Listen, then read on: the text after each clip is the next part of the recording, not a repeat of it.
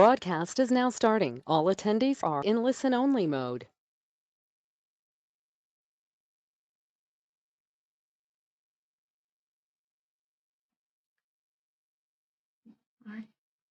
Hi, good morning, everyone, and welcome to today's webinar. This is the first in a series of 3 webinars on GFA's WaterFirst program. So welcome, thanks for joining us. My name is Stacey Isaac Barraza. I'm with IB Environmental, and we are helping to coordinate and facilitate today's webinar. So we welcome you again. We want you to know that we want this to be pretty interactive.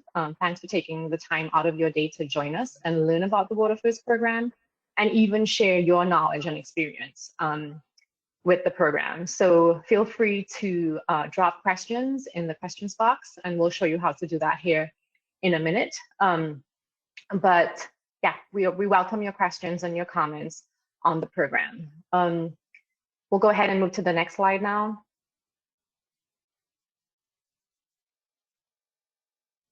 In terms of webinar logistics and how you enter your questions, for instance, again, we want to make this pretty interactive. So you will see a small area, usually at the top right corner of your screen with the control panel.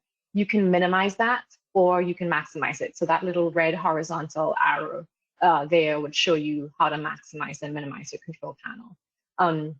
We also encourage you to raise your hand if you have a question, or maybe the presenters will ask you a question as the audience, and y'all can all raise hands and then we'll take them down again. So feel free to use that feature, especially if you're having any technical difficulties, etc. Then you'll also see lower down on that image on your screen that there is a questions box. So we encourage you to enter your questions in there so that we can try to address your specific concerns or questions that your community may be dealing with where WaterFirst is concerned. If you were curious about anything about WaterFirst, this is your opportunity to ask it.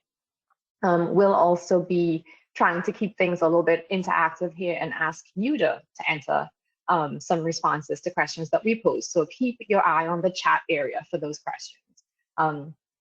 And I'll give you a little heads up right now. The questions that you're going to see there in there in a minute are: one, what might be someplace in the world that you want to visit because of its water feature? So if it's the aqueducts in Europe, if it's the Nile River, so go in there and just dream big, especially since we all probably haven't been traveling very much recently. What are your dream places that have to do with water that you like to visit? And then the other one, since it's April, today's April 15th, so it's a little bit more a serious part of April. We're probably thinking about today being tax day. But if we think back to early in the month, you know, it was also April Fool's Day on April 1st. So think about your favorite water joke, and maybe you put that in the chat instead of the most pressing water feature that you like to see in the world. Or you can answer both questions. So we'll put those where you can see them written out in a minute. But just kind of sharing, and that would help us as a whole audience and group kind of see who else is on the webinar today. All right, great. So I think those are the main logistics things. Again, use that raise hand feature if you're having any issues. Okay, so the next slide. All right, so today's session looks like this. We want to do a welcome introduction, which we're doing right now, and then Ansley Jones, who you also see on your screen right now, works with GFA as part of the WaterFirst program. And Ansley is going to kick things off today, giving you an overview of GFA's WaterFirst program. But then the bulk of today's agenda really consists of recent designees to WaterFirst. So you'll hear of their experiences, what were the easiest parts, what were the most challenging parts, and they'll give you their best tips really on how their community was in the last year or two able to achieve this designation. So we'll hear from Robert Smith with the City of Perry, Sarah Andrews and Peter Zorvanos with the City of Villa Rica, Connie Nelms with Carrollton, and then Keisha Thorpe with Clayton County Water Authority. And then last but certainly not least, probably the most important part, we want to leave time for your questions. So you don't have to wait until the very end to submit these questions. Please submit them throughout the webinar today, and we will queue them up and get them to the right speaker. And then we'll wrap up. So that's our plan today. So if you'll move to the next slide, Ansley. Great. So Ansley Jones, like I mentioned, is actually one of 2 main GFA employees that runs this program. She is the WaterFirst program manager. And so we would like to welcome Ansley. She's been with GFA for almost 3 years now and has been really, I would say, from my opinion, passionate about WaterFirst and has been doing an excellent job of growing the program and promoting it more. So I will kick it over to you, Ansley. Great. Well, thanks so much, Stacy, for the introduction, and welcome everyone to today's webinar. We're super glad to see you all here. We're hoping we're getting closer to a world where we can see each other in person again, but for the time being, we're going to keep offering these webinars and getting information out how we can. But just know that, GFA is always looking to work with you. We'll come out to your community and help you along the way with the WaterFirst program. So this is kind of just an introduction to what we do as WaterFirst. The WaterFirst community is a voluntary certification for local governments that are showing that they're working to increase the quality of life through the wise management and protection of water resources. These communities take a proactive approach to water resources planning and show that they can make the connection between land use planning and water quality and quantity. They're pursuing environmental excellence beyond what is required by law. And they're putting in plans today to make sure to protect water resources for the environmental and economic benefits for the future. So to become a WaterFirst community, that's what we're going to be focusing on today. Each of the communities that is selected to speak today has actually just recently gone through this process, having been our most recent designees in the last year. So this is really the time to pick their brains and hear about their firsthand experiences with this process so you can determine what it will look like for your community when you decide to go through this. Essentially, the WaterFirst application process is 2 major stages. There's an application submission, which is a document that you download from the GFA website. There's a Word document and an Excel spreadsheet, and the spreadsheet is called the WaterFirst checklist. This is a screenshot of just one part of the checklist, but it's a pretty long checklist because it covers 9 areas of the WaterFirst program.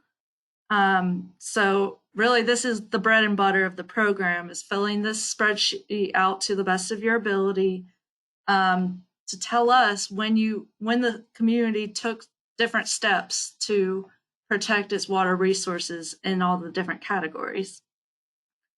Once you've completed the application materials, they can be submitted to GFA at any time of year. It's a rolling application. And our application committee will then review that and determine whether you've met the minimum to be called a member of the WaterFirst class. The WaterFirst class does not mean that you're designated yet, but it means that you're about halfway there towards becoming a WaterFirst community. Then the next major step is preparing for an on-site review. The on-site review is when a team of reviewers who consist of existing WaterFirst communities are invited out to your community, and you'll give a presentation going over all of your efforts in the WaterFirst categories, and then you'll give a tour of something interesting in your community. So our most recent designee was Clayton County and Clayton County Water Authority. So this picture here shows a tour that we went on to the constructed wetlands, which was a beautiful site and an amazing water feature to see. So Keisha will probably touch on that a little more later on in the presentation. And, just every community gets this chance to highlight what makes them unique. So it's a really interesting way to show off what your community is doing to protect water. So as I mentioned, there are 9 categories under WaterFirst. There's watershed assessment, stormwater master planning, wastewater treatment and management, water conservation, water supply protection, water supply planning, water reclamation and reuse, educational outreach, and regional water planning. Now, previously, we only had 7 categories, but back in 2018, there was a stakeholder committee, and it was decided at that time to add educational outreach and regional water planning, as these were determined to be very important parts of what makes a comprehensive approach to water planning. Especially, regional water planning is a huge component of the state water plan. Every community has responsibilities to be implementing their regional water plan. So that was, something that we're still working to educate communities on what their responsibilities are with those best management practices. So that's something that I would advise you, if you don't know what I'm talking about, is look up your county, which region you fall in, and you'll be able to find materials on the water planning website for Georgia that goes into what each permit holder has to be responsible for in regards to the region. Now, why would a community want to be WaterFirst? Well, we offer many great incentives. There are 3 major financial incentives. The first one is that we offer a 1% interest rate reduction on all GFA water-related loans. We also, this isn't through GFA, but some of our partner agencies offer some incentives. So the Georgia Department of Community Affairs, through their Community Development Block Grant Program, allows for WaterFirst communities to apply to that grant on an annual basis rather than every other year. So that's the benefit there. And then Georgia EPD, through their 319H grant program, they also give priority to WaterFirst applicants. Now, other benefits other than those financial are that we offer statewide recognition to WaterFirst communities. That includes road signage, as well as the ability to use the WaterFirst logo. And then WaterFirst communities are given access to workshops and other networking opportunities. This is another recent picture, City of Carrollton, who will also be represented today by Connie Nelms. This is a picture from their designation, just showing off those signs that you can now see if you're driving through Carrollton, Georgia. And this is our list of WaterFirst communities since the beginning of the program. Very first ones being Gwinnett County and City of Savannah. But as you can see, the number's grown. We've got about 40 WaterFirst communities now. One thing I want to point out is you can apply as an individual jurisdiction, or you're welcome to partner up with neighboring jurisdictions. In fact, that's a requirement if you're a water authority. Authorities must partner with a local government, which is the case for Clayton County and Clayton County Water Authority. So you'll hear a little bit more about that later on in the presentation. So at this point, that concludes my introduction, and we're welcoming questions throughout the presentations today. So please submit those through the question box. But at this time, I'd like to bring Stacy back on to introduce our first speaker, who is Robert Smith from City of Perry. Great. Thank you so much, Ansley, for that informative overview. And so I think Ansley's given you all a teaser. If you have any questions, anything specific that she mentioned, feel free to put them in the questions box. In the meantime, we also have those questions about your favorite water joke going, and one famous feature in the world that you like to see that has to do with water. So thanks for participating there as well. Okay, so as Ansley mentioned, our next speaker is Mr. Robert Smith. He's served as the Assistant City Manager for the City of Perry since 2018. As the Assistant City Manager, Robert supports the City Manager and the Mayor and Council in day-to-day operations of the city, and he has direct oversight over various city functions, including utility operations, public works, personnel, and strategic planning. So thanks so much for joining us today, Robert. We welcome you now to present your information. Thank you, Stacy, and thank you, Ansley. It's good to be here this morning. As Stacy mentioned, I am the Assistant City Manager with the City of Perry, and the City Manager so generously a few years back put me over our utility operations.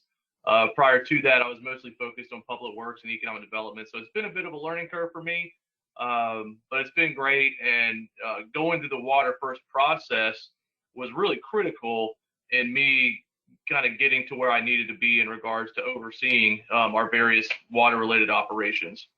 Hope you all can see the screen here. Quick overview of the city. We are the county seat of Houston County, right in the middle of the state. Depending on what resource you look at, our population is anywhere between 18,000 and 20,000. And something that we've been grappling with, and I'll get a little bit more into it later, is growth. You can see we're approximately 28 square miles in regards to our formal city limits, but our service area is 110 square miles.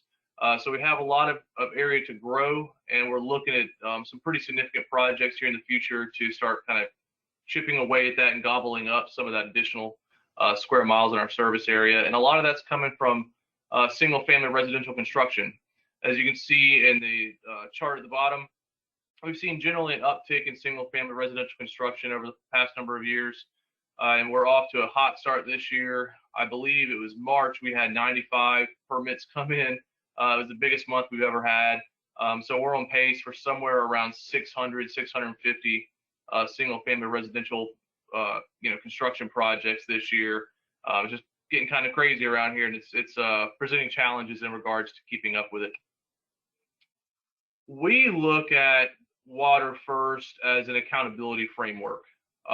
We want to make sure that we're able to provide services that need to be provided to our citizens and our businesses, while also making sure that we're doing what we need to be doing in regards to, making sure our water resources are positive for the environment, and we're planning for the future, making sure we're able to continue to provide those services to some of the outlying areas where we're seeing a lot of that growth, but also to the core of the city. And these 6 areas of focus you can see here are all enhanced by us being a WaterFirst community. We obviously want to be good stewards of water. That's what this is all about. So making sure we have in place the appropriate safeguards to make sure we're doing that. Growth management has been a big thing for us. That's really been an area of focus for us. And WaterFirst really helps us wrap our head around growth and making sure that we're doing what we need to be doing on that. In that regard, quality of life is huge. Ansley mentioned in her opening statements about how important water is for quality of life, and it's really the essential local government service when you get down to it. Making sure that your water is clean, that it's provided to everybody, because you all know that we will hear it if someone turns their tap on and nothing comes out, or the water's dirty or something like that. So making sure that our citizens and businesses are getting the water they need. Long-range planning, that's something that is a central focus of WaterFirst, making sure that you're planning for the future and continued provision of these resources. Of course, working with GFA and our other state partners like DCA, EPD, even EPA at the federal level. We want to work as much as possible with them, make sure they're kept in the loop in regards to what we're doing, and hopefully take advantage of the vast network of resources and programs that they can offer to communities here in the state.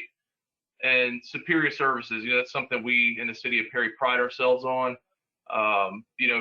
You are all aware, being in a community, you are in constant competition with other communities. How can you remain competitive as a city? We think through our provision of services, we can continue to be competitive. Taking the 9 components that Ansley went over in her opening statements, we kind of distilled it down into 4 primary areas. These probably aren't a surprise to you, but stormwater, water, wastewater, and of course planning that goes along with those 3 primary areas of services. I'm just taking you through generally what we have here in the city of Perry. Stormwater is a big thing for us, and I'm sure you can all agree to that. And it's becoming more and more of an area of focus, it seems, from the state.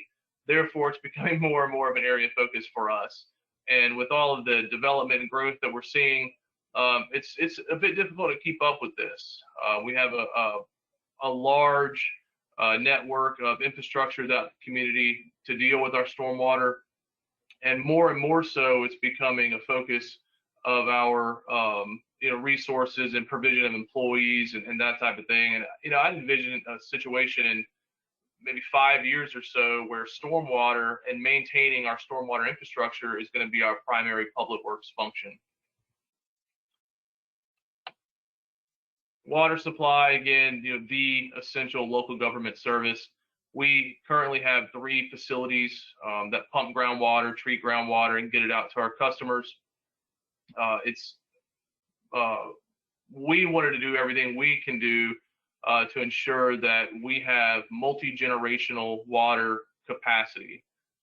Looking way down the road, you see a number of communities across the state, country, world, what have you, that are struggling with the provision of water, and we don't want to find ourselves in that situation. To that end, we brought online a brand new water treatment facility this past October that we think should serve the community for the next 50, maybe 60 years. So we feel very fortunate we're able to secure that resource for our community. Currently, we have 1 wastewater treatment facility. We are in planning stages for a second one. It's a biological treatment facility, Frank Satterfield. We treat on average 2.1 million gallons of wastewater per day.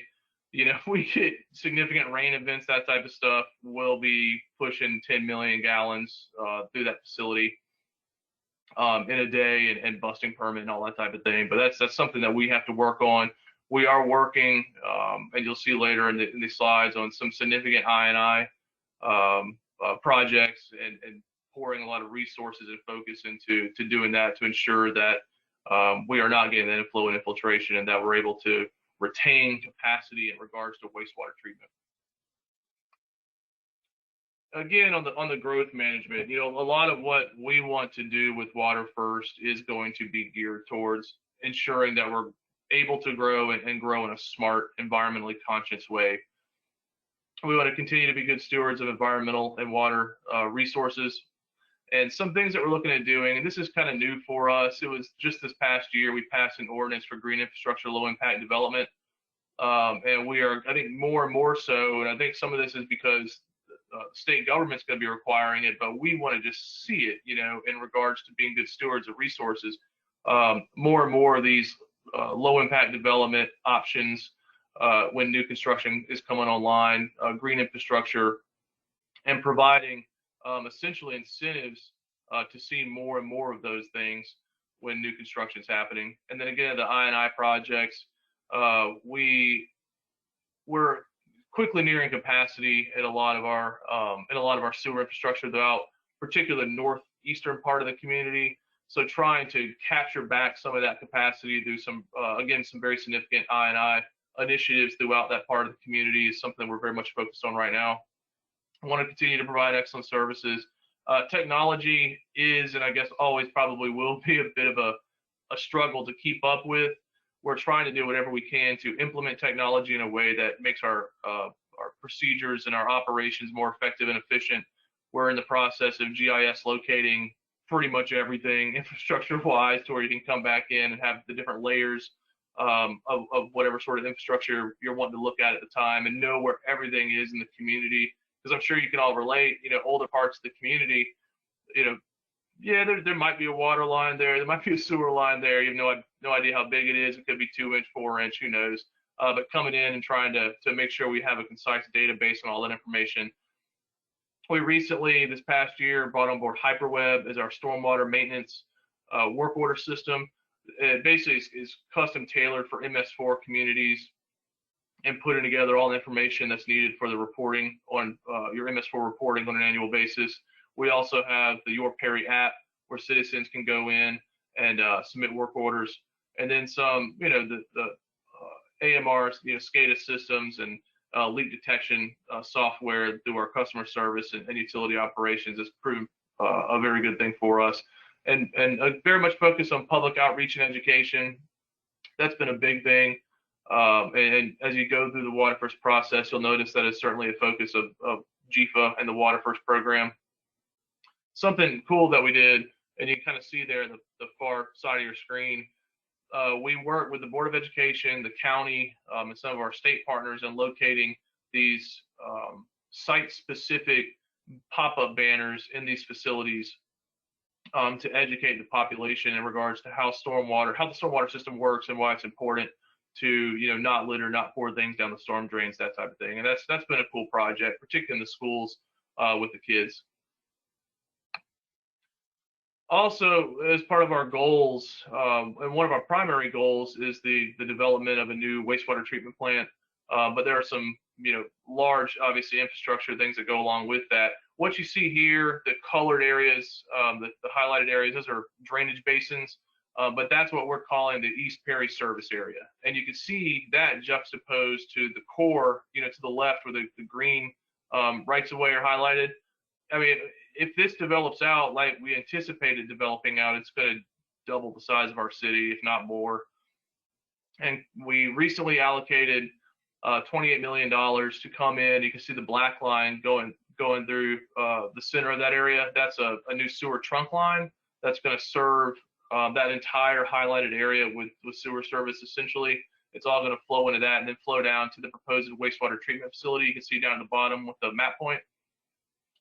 That wastewater treatment facility is actually going to be a partnership between us, Houston County, and the Houston County Development Authority.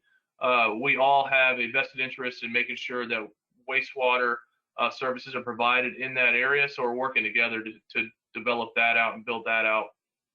And that's going to provide, again, sewer for that whole area.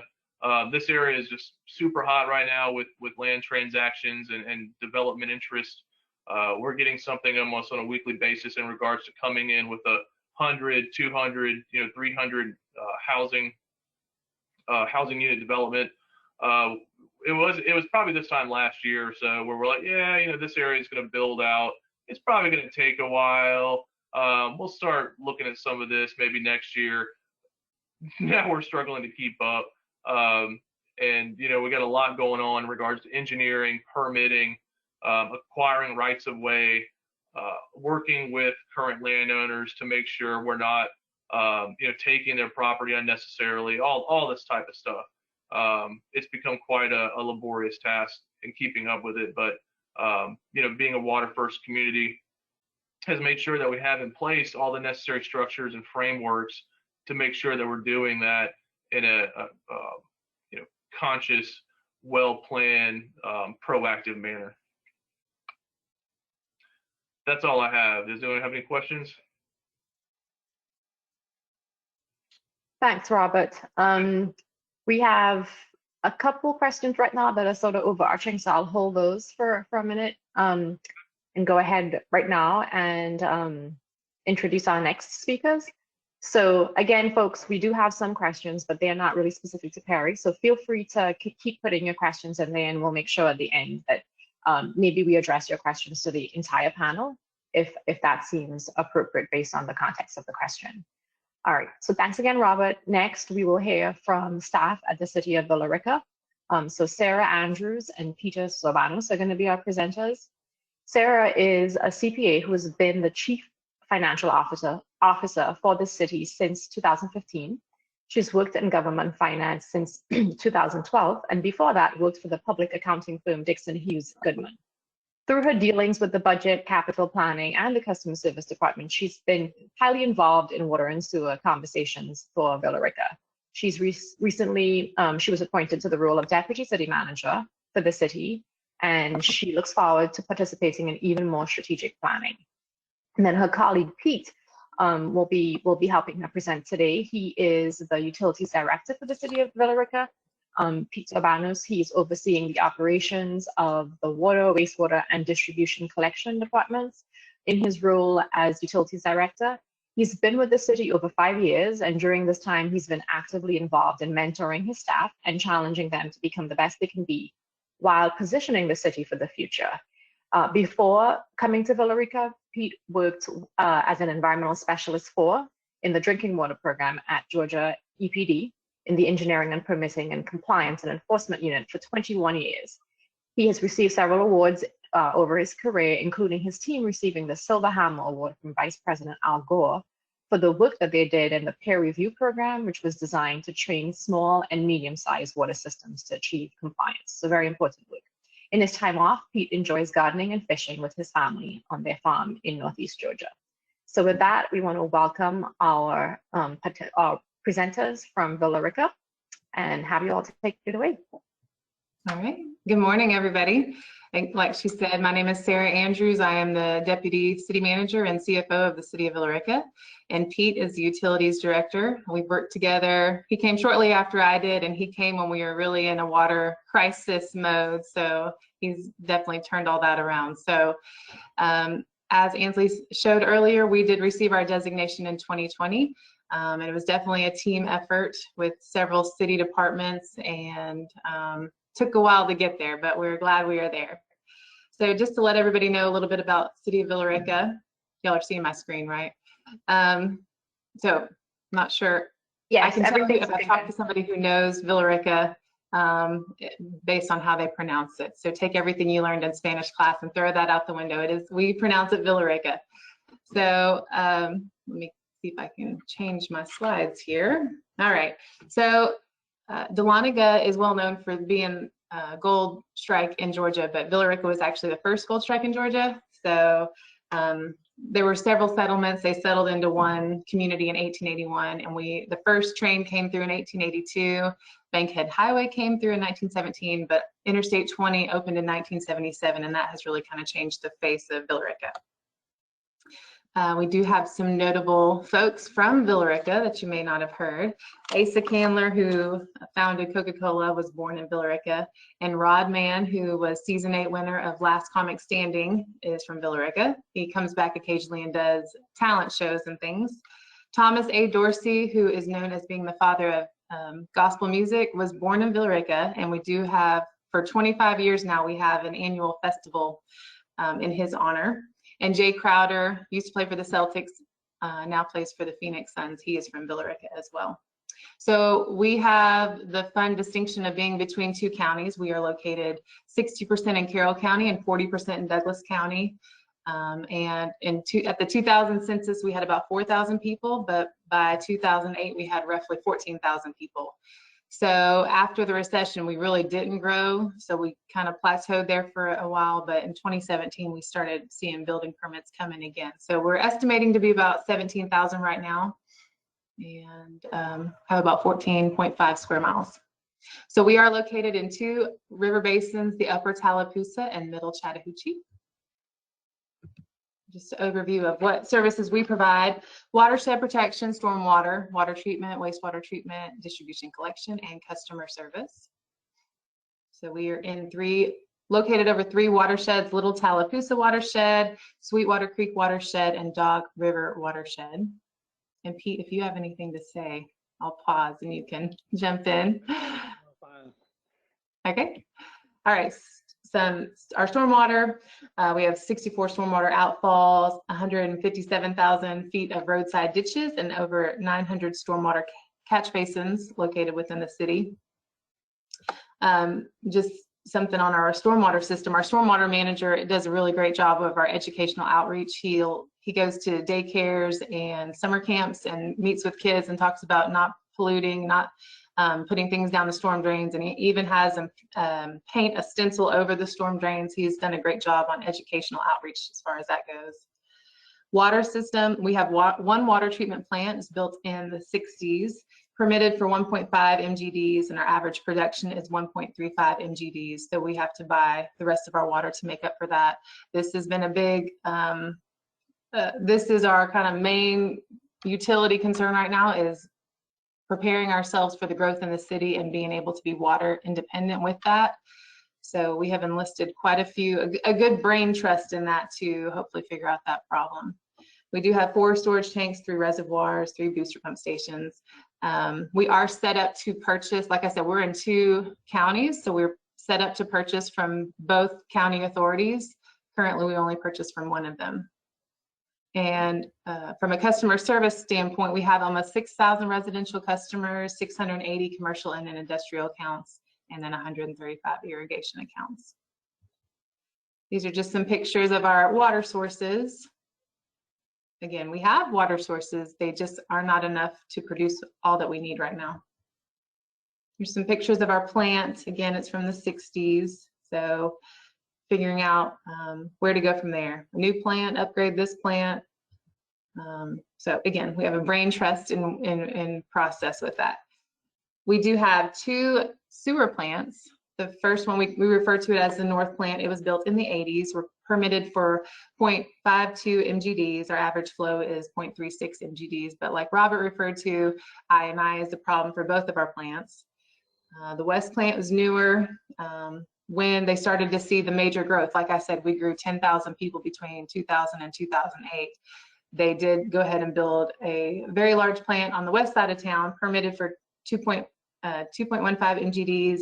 Average flow is 1.06. So we're not really at 50% capacity right now, but we are expecting to grow and have started growing. We have almost 90 miles of sewer lines, 20 miles of force mains, and 32 lift stations. Yes, we are going for a record on the number of lift stations in our city. Customer service on the sewer side, we have residential accounts of almost 4,300, commercial accounts of 475, which leaves us with about 1,800 septic customers, which are under the county jurisdiction. Here's some pictures. These are 4 of the city's lift stations. This is our older plant, the North Plant, smaller in size, and then our newer West Plant. So WaterFirst was important to us. Yes, it would recognize our commitment to preserve and protect valuable water resources.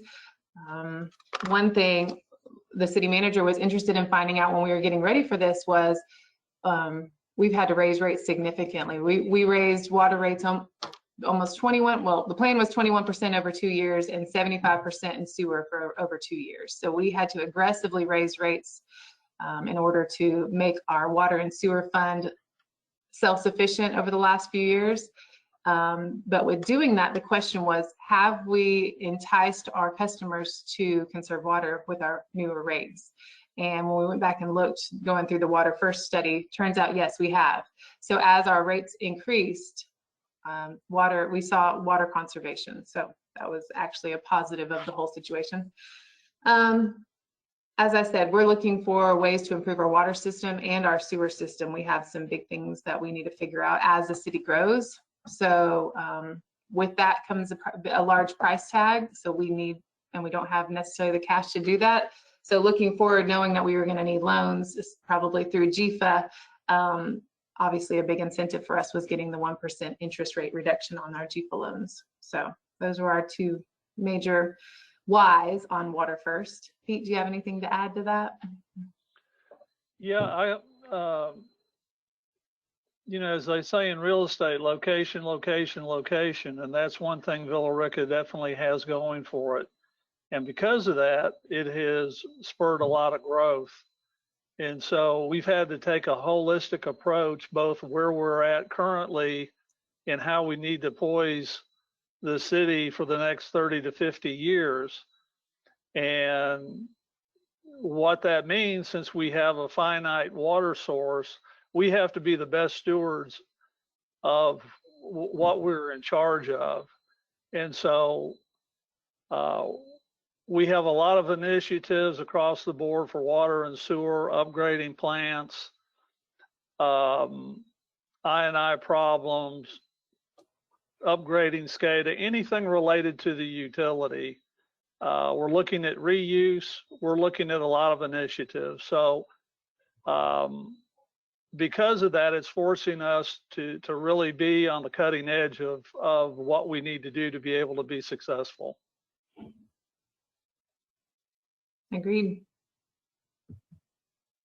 And some of the goals that came out of our WaterFirst process, obviously continuously improving our water source management and continuously improving and maintaining infrastructure, which is what Pete was talking about. We have a long way to go on improving what we do have and then looking towards the future. So part of that is coming up with our 5-year capital plan. From what we've learned, we do have kind of a younger department level staff, we've all probably been here 5 years or less. And then when our city manager came a couple of years ago, you could add all of our years together, and we made up the number of years our chief had been here, our police chief had been here. So we're trying not to continue what was done in the past of kicking the can and trying to look towards the future and making decisions for the future more strategically. We need to increase as part of our goals, increasing the level of educational outreach to community on water conservation. And then one of the other major things was developing and implementing a plan to expand our sewer service. So like I showed you, our newest plant isn't even at 50% capacity. So how can we not only get our current septic customers on sewer service, but also how can we maximize that plant as we start to grow? So any questions that are Villa Rica specific? Yes, we actually have a couple that are very, very specific to Villa Rica, so I'll go ahead and ask those now. So we have a question here asking the cost per 1,000 gallons for your purchased water. So your wholesale rate, I think, is essentially the question here. Okay. Is it $237 per 1,000 gallons, Pete? It is right? from Carroll County. We have two connections, one with Carroll County Water Authority, and we purchase water from them at the rate that Sarah just mentioned. From Douglas County, they have a much higher cost per 1,000 should we purchase from them. We do have a connection with them, but we currently do not purchase water through that connection based on their price. Okay, thank you. And then another sort of more overarching question. Did being in two different counties cause any special challenges in pursuing the WaterFirst designation? Well, one thing I'll say real quick, Sarah, if you probably have a comment. Because we're in the Douglas County side, that does make us unique because we also have to adhere to the North Metro District, and which includes Atlanta and all the other big utilities. So that is a real challenge for a small utility the size that we are. But it also spurred on the initial beginnings of us trying to apply for the WaterFirst designation because we were part of that partnership. Great. Anything to add, Sarah? I was going to say what Pete said. Being part of the Metro District brings stronger expectations than the Carroll County side. Okay, got it. That makes sense. Yes, that's definitely having like feet in two different areas there. So 1 foot here and 1 foot there. It's pretty different worlds. Okay, great. Thanks for that perspective. Well, we'll move on from Villa Rica. Thank you so much for those comments, Pete and Sarah. And our next speaker. Stacey, before we go into the next presentation, I'd like to pull up a poll question for the audience. I thought it'd be a good time to pull it up in between these two presentations. Get some audience participation. So in a minute, you should see a question pop up on your screen. The question is, when are WaterFirst applications due? Do we have two deadlines, October 31st and March 31st? Is it December 31st? Or is it a rolling application period? Good question. And you will select only one of the answer choices, please. I'll give you a minute to answer that.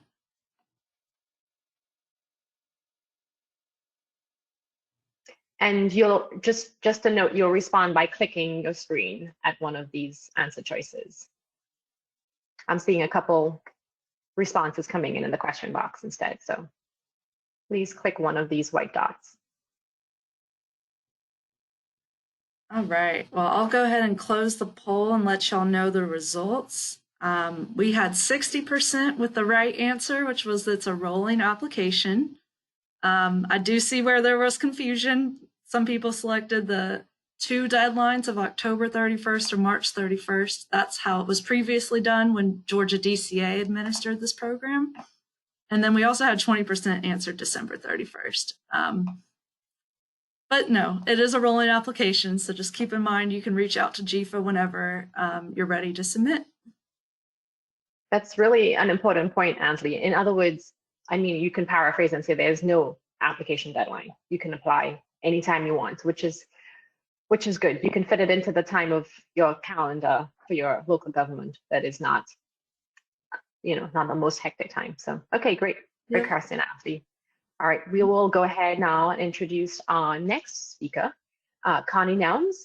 She began her career as a water professional in 1996 as an operator trainee. And you'll see from Connie's bio, she has moved all the way up. She started out in a small system, so she was able to experience the unique challenges and benefits of the small water system.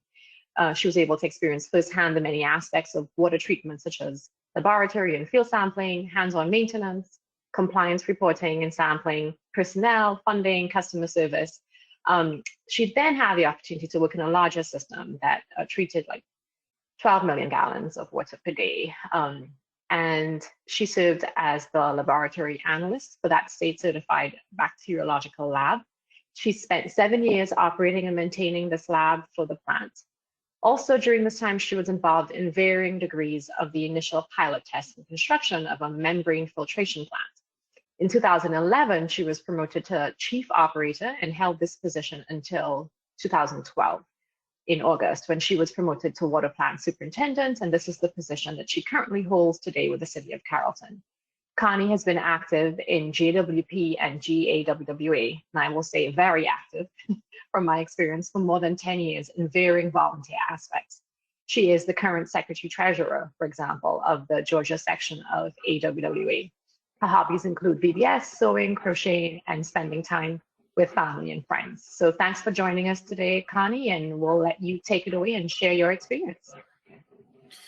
Thank you, Stacy. I appreciate that introduction. So I'm going to take a little different approach. I'm not going to go through really the Carrollton specifics. I want to talk a little bit more about the lessons that Carrollton truly learned from going through this this program and achieving our designation. We started through to get the designation, for the same reasons that most other systems do. The low interest rate, because we are starting to build a raw water settling pond that will greatly enhance the operation of our water treatment plant. Anyone who is familiar with Carrollton knows that Carrollton has had a very rough history. And about 17, 18 years ago, the Upper Carrollton management made a commitment to improve the water quality and just improve the system as a whole. Well, for the last 17 years, and I've been involved in this for over 16 years now, we've done just that. And we're now at a point where we can say we have customer confidence. We have industry acknowledgement. We've turned around, and our water and wastewater system is truly there. We are an award-winning system. And we strive extremely hard to be an assistance to anyone and everyone else that we can be to return the assistance that we have been given. So our population, 27,000 plus or minus, waiting on the new census results to come about. But our population in 1905, when Carrollton came online with its very first community well, was 906 people. So from that time in 1905 with a community well to the point that we went to a 12 million gallon a day water treatment plant in 1970 something. We've come a long way. We have a long history. So we have a lot of infrastructure that needs to be kept up. We need to always be planning for the future, but most of all, we want the confidence of our customer. Again, we've had a rocky history. So the biggest thing with the WaterFirst, I first read through it quite a few years ago and thought, oh my goodness, I don't even want to begin tackling this. So put it aside. It came to the point of funding, and it was brought back up to us to, well, are you WaterFirst? Have you thought about being WaterFirst? So with that, my boss and I looked at each other, told him, I've looked at it, it's intense. He said, okay, let's see it. We started going through the checklist of the assessment. We brought in another department head, and we're just sitting at the conference room table looking through this list that, okay, we've got that, we do this. Well, this is phrased differently, but I think it's this. And Ansley's been the constant resource, and Amanda with GFA as well, a constant resources for these questions, because some of the terminology is different, just like in everything else, water and wastewater. So going forward from that, we realized we were already doing what we needed to do. We just had to put it in the proper format.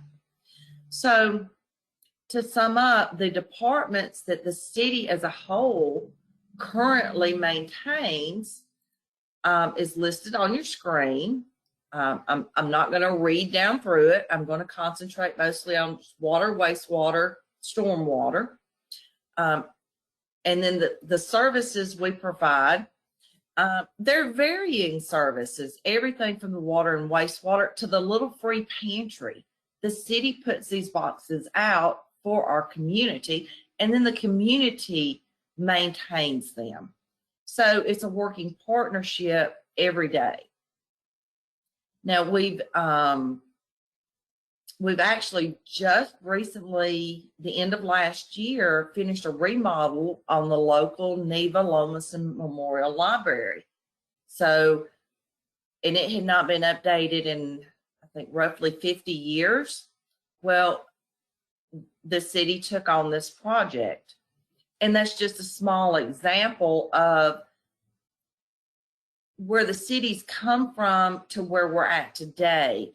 It's not a, well, you do this and you do that, and okay, we've got, well, that's not a city maintained library, so to speak, but it is part of the city. So we've brought all these things together back into an old-fashioned community, and our management prides itself on that. So to go forward a little bit, one thing we really realized as all of the departments came together was that when Carrollton put in the green belt, that is, I don't even have the correct note in front of me, it makes an entire loop around the city. Well, what we didn't realize was exactly how many parks we had. And when you step back and look at it, we finally realized that we have 28 parks in and around the Greenbelt. So a lot of this coming together has kind of been a realization for the different departments in the city to realize what the other departments do and how we're all interconnected, that even the Greenbelt can't be maintained and operate without the water or wastewater and stormwater services. And then we realized how intricate our zoning is already based on rules that we don't have to meet yet. We are not a MS4 stormwater system yet, but we already have everything in place and moving towards, so we're ready the day that we have to meet that. And this is kind of the take on we've done. So, and we've got some extremely old facilities. The water treatment plant, again, we started out as a community well in 1905. We're now a 12 million gallon a day, 100% dual filtration facility. The wastewater plant is a 7 million gallon a day plant, and it was built in the 1960s. For our wastewater plant, we are not a direct discharge. We are a land application. We are the local issuing authority for the city of Carrollton. And then, of course, Carroll County is the MPDES MS4 Phase 2 permit holder, but the city maintains its own services. So again, we're ready for that when the day comes, just not at this point. We don't have to meet those requirements yet. So this is a picture of the day of our WaterFirst presentation. We did a miniature tour of the Greenbelt. We didn't have all day to walk, I think it's 18 miles of it. We just took a little short walk, an hour and a half or so. And we got to look at there's a rock garden there that is, the kids do the rocks, and different artwork and things that are along the way. There's a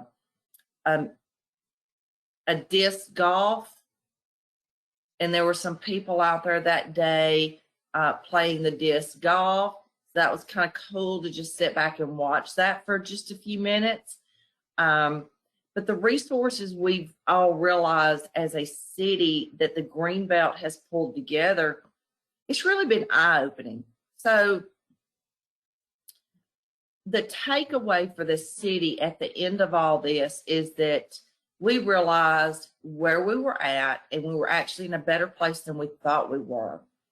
So going forward, we want to continue that proactive approach because, again, the city of Carrollton has had an extremely rocky, hard, bad history. We don't want to go back to those days.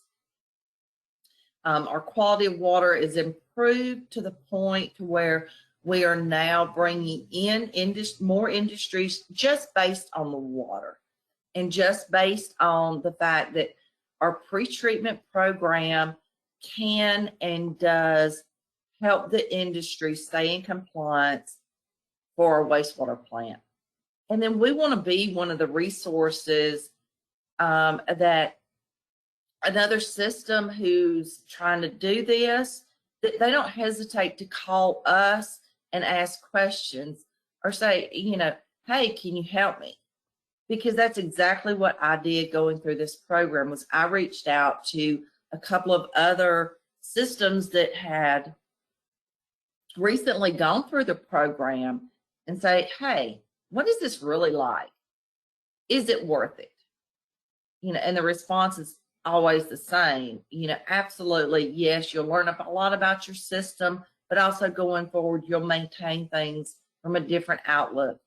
And then Ansley and Amanda and I can't think of his name at the moment. They were fantastic. I send out an email and I get tons of response on ideas or, no, I've looked through your documents. You actually have this. It's just named so-and-so. So terminology is a big thing. But we want to be a resource going forward, and we want to be the best that we can be as a city. So basically that sums up my presentation, to see if we have any questions specifically for Carrollton. Great, thank you, Connie. I don't see any specific Carrollton questions, so we'll hold the sort of more overarching questions for the entire panel in a minute here. So thank you so much, and we will now kind of move to our next speaker, who is from Clayton County Water Authority. So Keisha Thorpe is the Assistant General Manager of Operations at the Clayton County Water Authority. She directs distribution and conveyance, water production, water reclamation, and stormwater operations. She also serves as the executive sponsor of innovation at CCWA. Keisha is a licensed professional engineer in the state of Georgia and holds a Master of Science in Chemical Engineering, as well as a Class 1 Public Supply System Operator's license. Her dedication and commitment to her profession is demonstrated through her contributions and service to the Georgia Association of Water Professionals, the Georgia section of the American Water Works Association, and the American Water Works Association at the national level. She is currently serving as a director at large for AWWA. Keisha takes pride in working alongside water professionals to ensure CCWA customers have quality water, sewer, and stormwater services. So Keisha, thank you so much for joining us today, and we look forward to your comments as probably the most recent designee of the WaterFirst program. Thanks. Yes, thank you, Stacy. It is truly a pleasure to participate in today's webinar. Clayton County received our WaterFirst Community designation on April 1st. So we have just gone through the process, and it has been just a great process for us. And we're looking forward to all of what this program has to offer. So just a little bit about Clayton County. We are located just south of Atlanta. And if you have visited the Hartsfield-Jackson International Airport, you have visited Clayton County. The county is one of Georgia's smallest counties in terms of land size, with an area of only 143 square miles, yet with over 270,000 residents. So we are pretty densely populated. And the Clayton County Water Authority is able to provide water, wastewater, and stormwater services to our residents. So this morning, I would just like to open up my presentation with a video. This is our Cycle of Water video, which will give you a brief overview of Clayton County Water Authority. Clayton County Water Authority's Cycle of Water. The Clayton County Water Authority's mission is to provide quality water and quality services to its community. The stewardship of the water supply for an entire county containing nearly 300,000 residents. After all, water is our most precious natural resource for the simple reason that they for more than a few days without it. CCWA consistently meets its stewardship responsibilities and approach to its operations while receiving no financial assistance from local tax dollars. Industry and business peers from around the world visit and recognize its award-winning and innovative operations. Let's take a closer look at Clayton County's Cycle of Water. Here at the Clayton County Water Authority, it's important for us to make sure we protect your environment for your family and make sure you have clean, safe drinking water. Clayton County collects water in a system of 5 reservoirs piped and plants for treatment. The J.W. Smith, the W.J. Hooper, or the Terry R. Hicks Production Complex. Facility in the southeastern part of the United States that process for water treatment. While all 3 plants have ultraviolet disinfection systems that ensure safe drinking water is then piped through a distribution system. An intricate network of above-ground storage tanks adds to the efficiency of the distribution process. This system buffers the water supply for fire protection and high-use demand needs, while ensuring supply and pressure to all users. Once wastewater leaves a customer's home or business and enters CCWA's complex system of pipes and lift stations, the system directs the wastewater to one of 3 water reclamation facilities: the Northeast, Shoal Creek, or WB Casey. Wastewater then passes through a series of purification processes. The first is called preliminary treatment, which consists of screening and grit removal, debris, sand, fermentation tanks, or clarifiers, where solids are separated from the water for further recycling. The next stop is the biological reactor basins, where billions of common bacteria and microorganisms stabilize the waste materials in the water by consuming the remaining nutrients as their food supply. The water then is using either ultraviolet light or chlorine as an essential pathogen barrier. At this enters its mostly network of constructed wetlands. It's a natural process involving plants and soils and bacteria that all plays a part in removing residual wastewater treatment. Constructed wetlands are more innovative and environmentally sensitive than comparable treatment methods. CCWA is one of the few water utilities in the country using constructed wetlands as a final treatment system running properly by maintaining more than 2,700 miles of water and sewer lines. Innovative leak detection technology is used to find long before they surface, while closed-circuit televising to check sewer lines for blockages, leaks, and cracks. CCWA has also developed stormwater federal and state regulatory agencies to manage stormwater runoff, protect water quality, and provide safe drinking water. CCWA's stormwater utility stormwater structures within the right-of-way. CCWA also inspects and monitors the impacts of stormwater in streams and creeks, provides floodplain management, detects capital improvements to the system. Since 1955, the Clayton County Water Authority has taken an innovative approach to being good stewards of natural resource and prides itself on providing quality water and quality services. When looking to the future, it is reassuring to know our cycle of water is in such capable hands.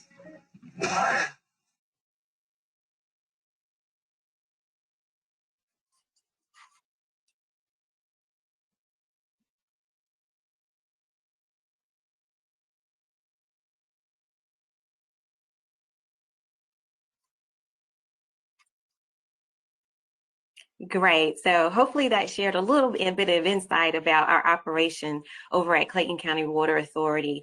So why did we decide to go for the WaterFirst designation? Well, we wanted to show our customers that we are working daily to exceed their expectations and provide in everything that we do in both service and product.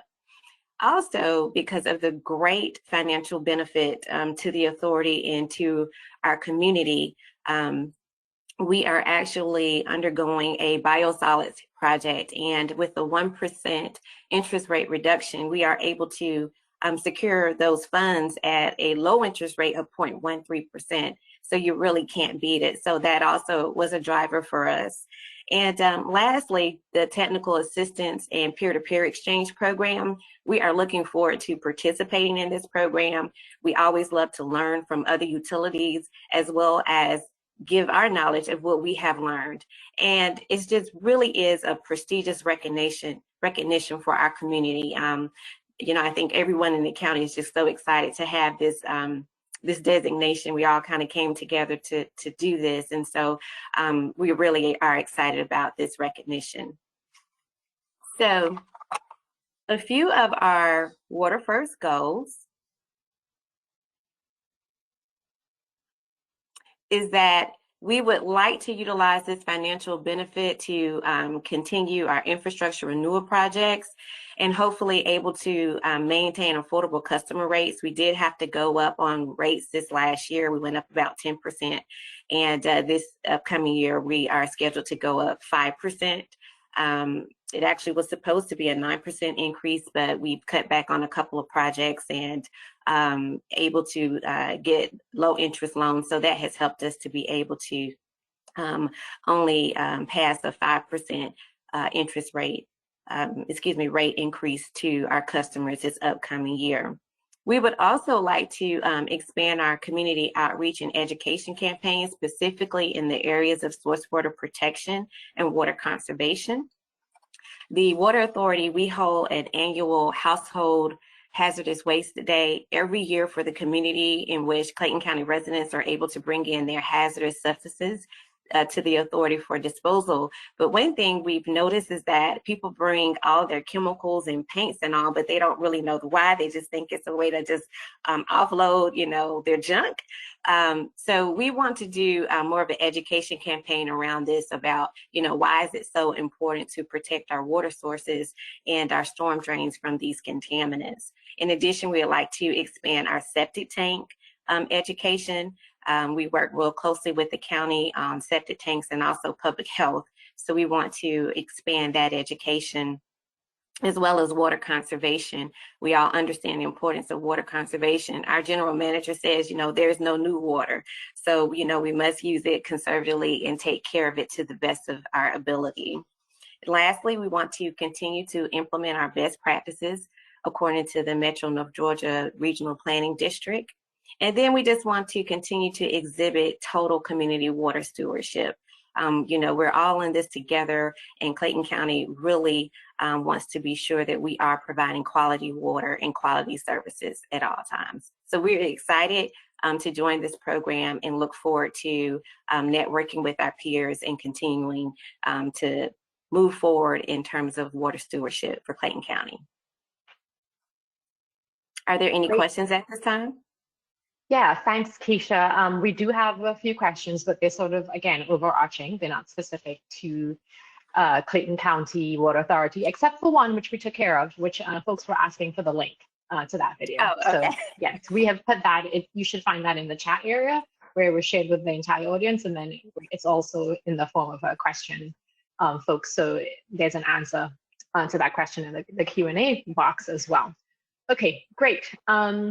So with that, we just have a couple other questions that we want to address to the whole panel. But before I do that, one question did come in specifically for Villa Rica.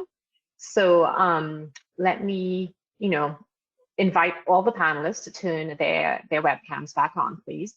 And I will go ahead and start reading the question for Villa Rica. So since raising your rates, and, you know, just starting off that question, Keisha, this might be something you want to weigh into, but we'll start with the folks from Villa Rica. Since raising the rates, is there currently a customer assistance program in place at the utility to assist the low-income customers who may not be able to afford these rates that have gotten significantly higher?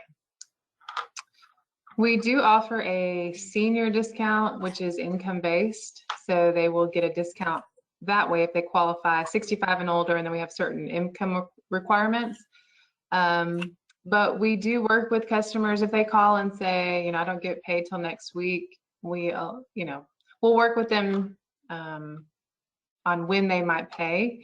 If they have a leak, we do adjustments if they can prove that they have fixed the leak, or, you know, hired a plumber, or even if they went to Home Depot and they bring us the receipt showing us that they fixed the flapper on their toilet or whatever, we will offer adjustments that way. But as far as customer assistance purely because of the rate increase, I would say no. Okay, great, thanks. So if any of the other utilities wanted to just chime in on that question of customer assistance programs, this would be a good time to do so. Clayton County Water Authority, we do offer affordability, a low affordability program. We have just expanded that. We used to offer a senior citizen and a veterans discount, and we are migrating to more of a low income. And we are expanding that number to be able to reach a larger amount of our customers to be able to participate in our affordability program. Great, thank you for chiming in there, Keisha. Okay, so if other folks want to chime in on that particular question, feel free to do that later on. But I'm gonna just now move to some more overall questions, general questions about WaterFirst. So when did your community start the process of applying to the WaterFirst program, and when was your community officially designated? So two-part question, when did you start applying and when were you officially designated? In other words, like how long did the process take your actual community? And I'm gonna start on what's on the, you know, the left side of my, or the right side of my screen. Connie, do you mind? So my order, at least, I'm not sure if y'all are seeing the same order, is Connie, Robert, Villa Rica, and then Keisha. So let's start with Connie, if you don't mind. Okay, so we took our first look at the checklist in, I think it was like March of 2020. And we were designated in November. So when we committed, we went full in for let's do this and be done and get it be done. Okay, next, Robert. Kudos to Connie and her team on that. I feel terrible saying this, but I think we started looking at becoming a WaterFirst designee early 2017. Our application was officially submitted actually October 31st of that year. And yes, it took us a while to put together, once being accepted into the class, to put together the official site visit and all that. And I think some of that was due to employee turnover and that type of stuff. But so it did take a little bit longer than we had hoped. Villarica? Initially, it appears that the city attempted to go through the application process as far back as 2009, but in 2019, in earnest, we decided to breathe life back into that initiative and get it to the goal line. So we started in 2019, and then we were successful in completing and getting the designation in 2020. Good. Keisha? So staff began actually working on our application in August of 2019. And so it took a little over a month. We submitted our application in October 2019, thinking we had to meet that October 31st deadline. So I learned something here, Ansley.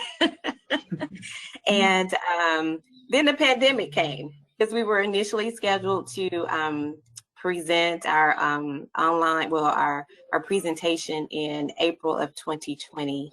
And we actually just completed that March 5th, 2021. Okay, great. So the next question is, did your community have any issues with getting buy-in from your leadership, right? So we all have to work with team members, and then there are folks who kind of have the final say, or they're in charge. So if you had any leadership problems in terms of buy-in, let us know. And if you did, how were you able to convince them of the benefits of the WaterFirst program? For Carrollton, everyone was all in at the point that we did it. That was my hesitation when I had looked at the WaterFirst program several years ago, was I wasn't sure they would buy in, and so I never took it to them. But at the point we started it, everyone was all in. Great. Robert? I don't think there was any problems necessarily with buy-in from leadership. I think it was more of a situation where, they saw it, and quite frankly, maybe didn't understand, a lot of what was going on with it. You look at that checklist, and a lot of that's pretty down in the weeds in regards to service provision. So, you focus on a lot of what I think some of the other panelists focused on with, we could save money, and that always hits home with some of the elected officials.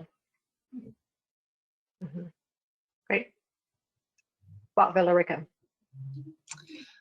I would say over the last 3 to 4 budget years, we've made presentation after presentation about the water and sewer infrastructure needs we have and the need to raise rates. So I think they were already pretty beat up on all that stuff, and made the hard decision to move forward with those things. So to me, this was the next step for us, but also for them too. So there wasn't a struggle in getting them to buy in on this.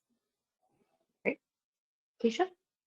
And same for us. We did not have any problems with gaining support from our county.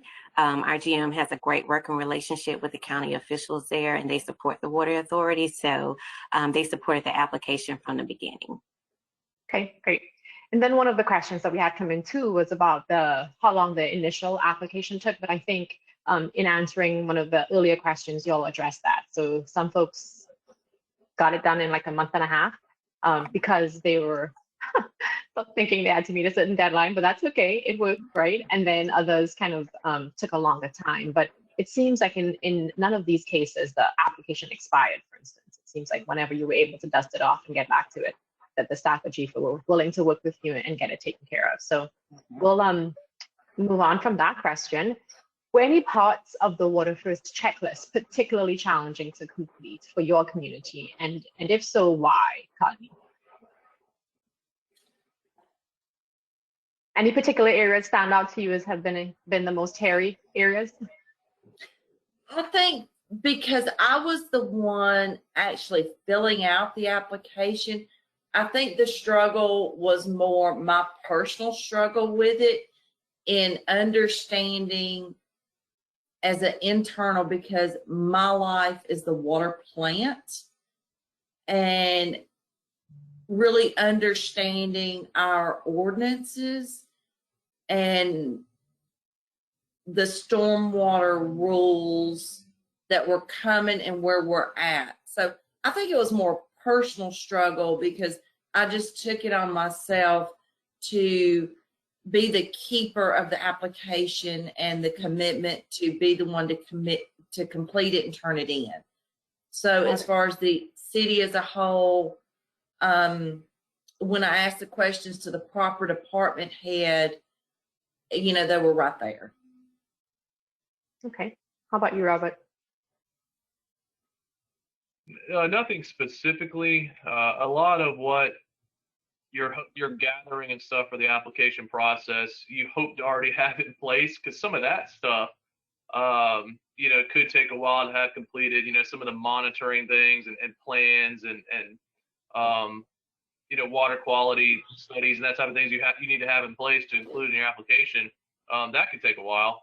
And gathering the information and all the data and documentation took a while, but you just kind of work through it. And you know, like some of the other panelists said, and I'd be completely remiss if I didn't mention this, Ansley was there every step of the way. And she, you know, was always happy to come down from Atlanta and sit down with us and go through the checklist. And as someone mentioned earlier, you know, this might satisfy this requirement, or you're already doing this, really, you just hadn't, you know, maybe formalized it or something like that. So nothing sticks out, but you know, it's the process you go through, like anything we do in government. Okay, Sarah and Pete with Villarica. I would just echo what Robert just said. I think it's pretty much the same thing for us in Villarica, unless Sarah has something else to add to that. Going through the process and you know, the various elements and the different departments of pulling all this information, making sure that it's updated and it's comprehensive and it's what's needed, and we've got certain things in place. Took quite a while for us to get all that information pulled together. Okay. All right, Keisha, do you have anything there? Any area rise to the top as the most challenging? No, much of the checklist actually follows the Metro North Georgia Water Planning District kind of audits that we have to go through. So we really did have a lot of that information already put together that we have to submit for the region. So it's just a matter of kind of working with county and public health on a few other particular county ordinances. Okay, great.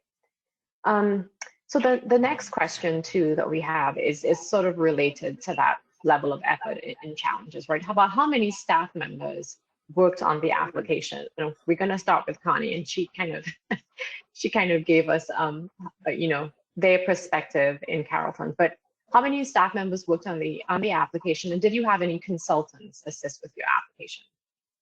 Put those together. Okay, we had no consultants. I'm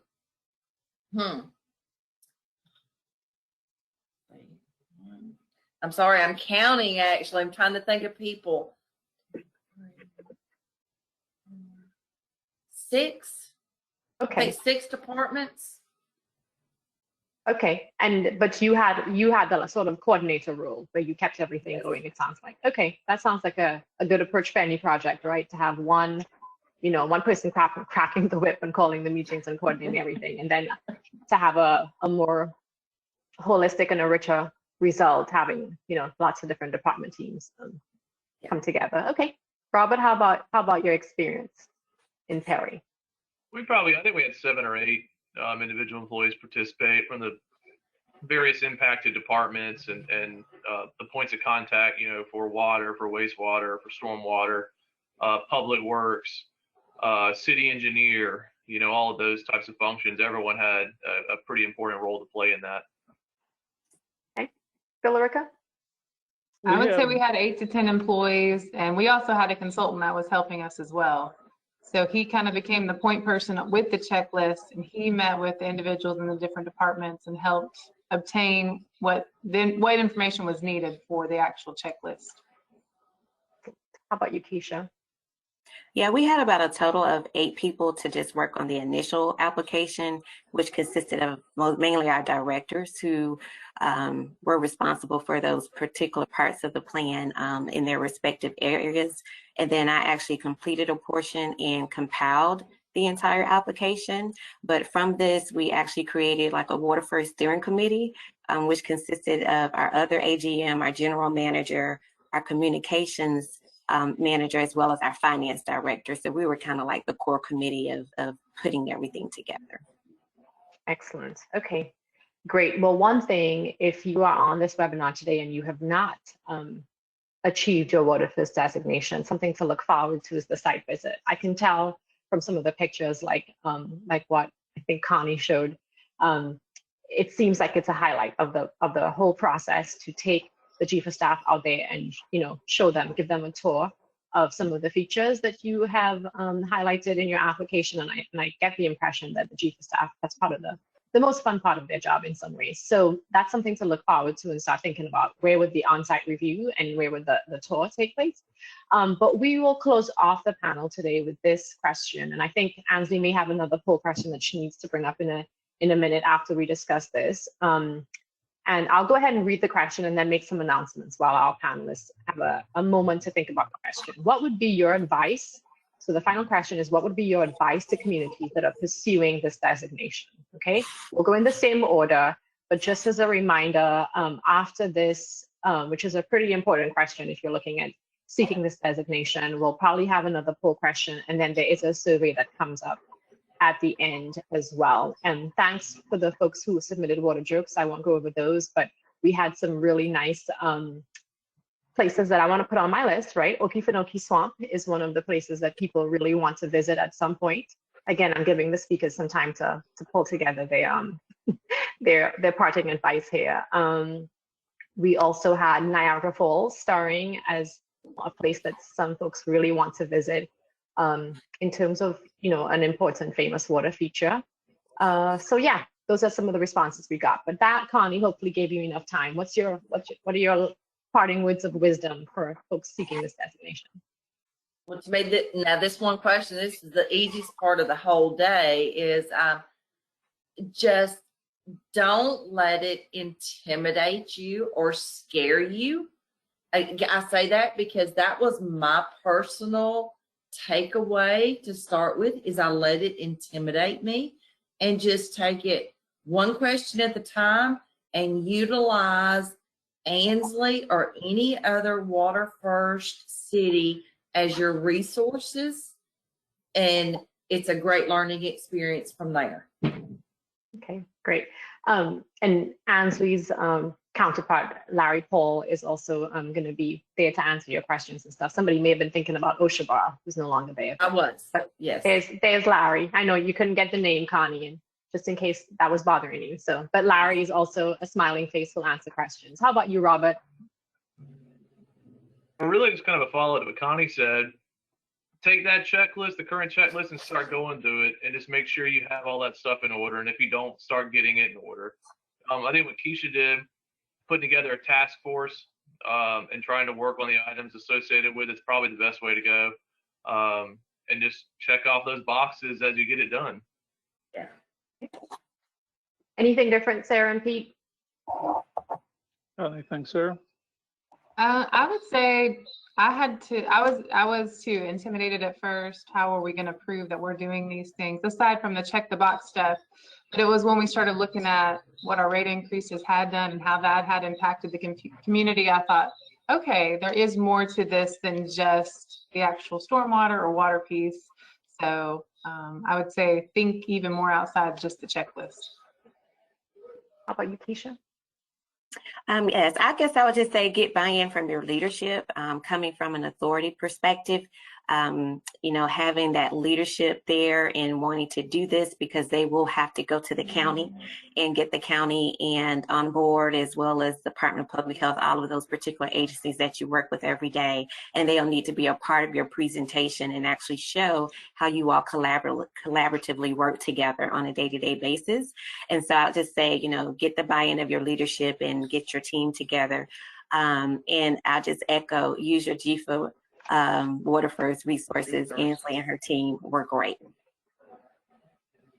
Great. Well, Ansley, I think that's all the time we have. We're actually a couple minutes over. So I want to thank everybody for their participation, all of our speakers, our panelists.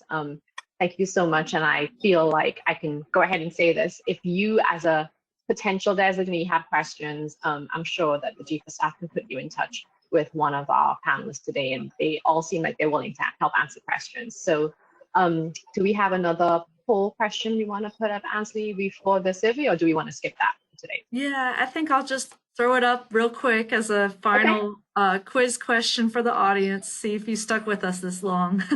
So thank you all again for being here today.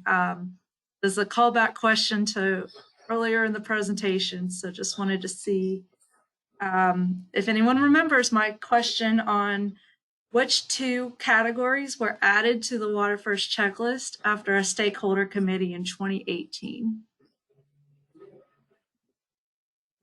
I'll give you a minute to answer real quick.